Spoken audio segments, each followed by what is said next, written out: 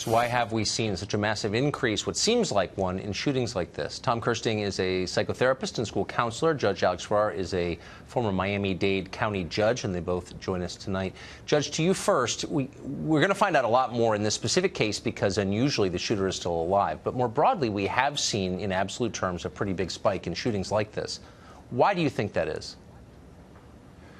Well, I mean, it'd be very difficult to just go ahead and jump into the mind of these shooters and come up with a very simple explanation for why they're behaving that way. Clearly, society has changed in its relationship with violence. I mean, I remember when I was growing up, there was nowhere near the level of violence we have today. We certainly had guns back then, but we didn't have the level of violence we have today. So I think in some ways, society has become very desensitized to violence. And I did see back then as a police officer, parents taking a much more key role in educating their kids about right and wrong. We seem to have lost that line of distinction between right and wrong. Not to say that that clearly applies to this case, because nobody would ever think that it's right to do this horrific act. But I think, like Mayor Giuliani discussed, it's the little things that lead to the big things. And as a judge, I used to tell the parents who come in my courtroom, you can either discipline your child now, or somebody like me is going to be disciplining them much later.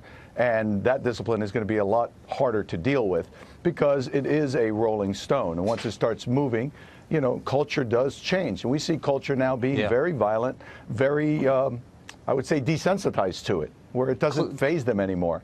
Clearly. I mean, Tom, guns are not magic. They're tools. They don't operate themselves. Attitudes are what matter, and attitudes have changed. How have they changed, do you think? Well, here's what I think, Tucker, right? So the society we live in is not the society I lived in growing up as a kid. This generation is being raised by social media and smartphones, and they're not spending enough time part of the family dynamic. And the kind of content, we see it. I mean, if you go on social media, whether it's just, you know, the hatred from, you know, people's views and so forth, we see this anger and this hatred that's occurring that's getting into people's minds. That takes somebody who's mentally ill, like the shooter, okay? Imagine him absorbing hours and hours a day of video content, which is what I would presume he did, and I think we're going to see that. I really believe that. And imagine what that's doing to his mind, all right? Our actions as human beings are a reflection of what's spinning around upstairs in our minds. So we've got to get back to the basics of families. Parents need to sit down with their kids every night, get back to the dinner table, and have what the president said today, deep, meaningful interactions with one another. I think that sounds right. Judge, why isn't there a national conversation about this? It seems like something that's important, and it's an obvious problem, and people feel like there's something deeply wrong with the culture that would produce something like this, but there isn't a conversation about it. Why?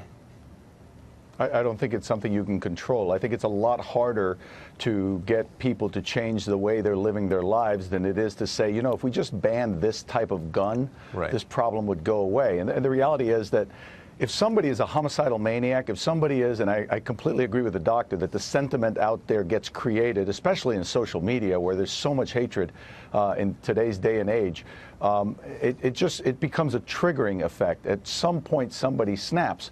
So if somebody snaps and they want to kill a lot of children because they think, you know what, I'm going to become infamous, you don't need a gun to do that. Just sitting here talking to you, I can think of 3 ways right now that I could kill a lot of children if I was a homicidal maniac, and none of them would involve guns. So it's an easy answer. It's easy to say, let's ban guns and we've solved the problem, or let's ban this type of gun, because I don't think the U.S. will ever, having been founded with the Wild West, having been founded with guns, would ever get rid of all their guns. It's easy to say that. It's a lot harder to get people to change their behavior in the way that they are raising their children, and especially the way society's been kind of moving away from religion, which, like it or not, did set moral parameters for people and teach right and wrong. The other answer is a lot easier. Yeah, I agree with that. Gentlemen, thank you both. Thanks, Tucker.